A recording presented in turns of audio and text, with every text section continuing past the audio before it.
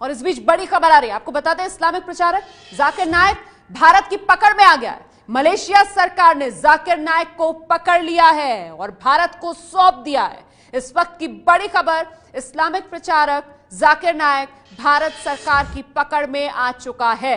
Malaysia सरकार ने जाकिर नायक को पकड़ा और फिर उसे भारत को सौंप दिया है। जानकारी जो सामने आ रही है वो ये कि आज रात ही मुंबई लाया जा सकता है जाकिर नायक को। भारत के कब्जे में आ गया है जाकिर नायक। सीधे रुख करते हैं एबीपी न्यूज संवाददाता राजन सिंह इस वक्त हमारे साथ मौजूद हैं।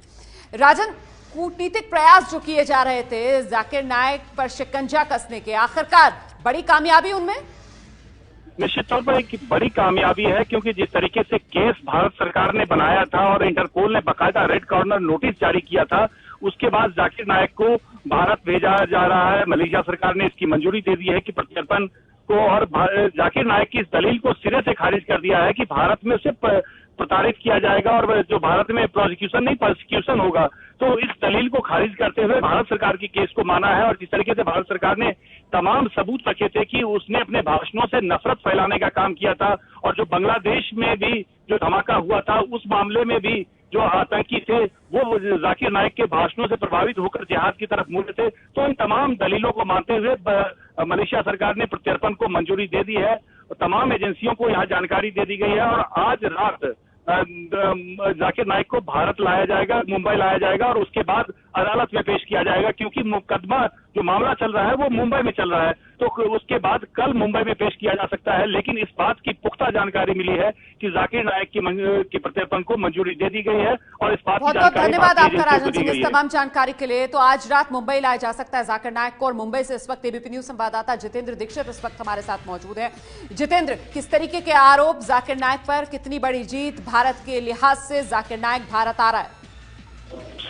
जी हाँ, ये भारत के लिए बहुत बड़ी जीत है, क्योंकि जिस तरह के आरोप जाकिर नायक पर और उनकी संस्था इस्लामिक रिसर्च फाउंडेशन पर लगे हैं, उसे देखते हुए ये एक बड़ी कामयाबी मानी जाएगी। क्योंकि जाकिर नायक पर यह आरोप रहा है कि वो जो भड़काऊ भाषण देते हैं उससे कुछ युवक जो है मतलब आतंकवादी बनने की उन्हें प्रेरणा मिलती है, और जिस तरह से वो दूसरे धर्मों का मजाक उड़ाते हैं, जिस तरह से वो तकरीरें करते हैं, उससे दो समुदायों के बीच में जो है आपसी वैमनस्य पैदा होता है। इसके अलावा उनके खिलाफ एनफोर्समेंट डायरेक्टरेट भी जांच कर रहा है। जिस तरह से उनके जो चैनल चलते थे पीस टीवी और दूसरे जो चैनल थे जिसमें कि उनकी तकरीरें प्रसारित की जाती थी, तो उसको लेकर भी जो जांच चल रही थी। तो जाहिर तौर पर अब जब चूंकि उनको भारत लाया जाएगा और उनके खिलाफ ट्रायल चलेगा, तो ये एक बहुत बड़ी कामयाबी मानी जा रही है।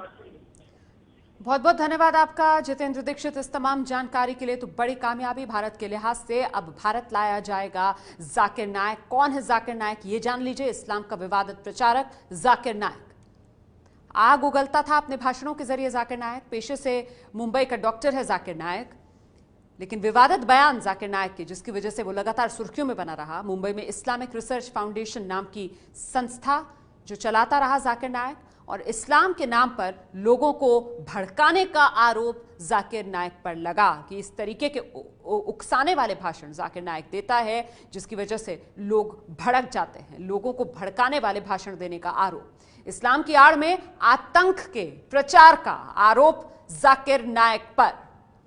पीस टीवी चैनल के जरिए लोगों को भड़काता था जाकिर नायक। नफरत फैलाने का आरोपी है जाकिर नायक। यहां तक कि ढाका में जो आतंकवादी हमला हुआ था उसके आरोपी भी जाकिर नायक के ही शागिर्द थे। जाकिर नायक के भाषण सुना करते थे।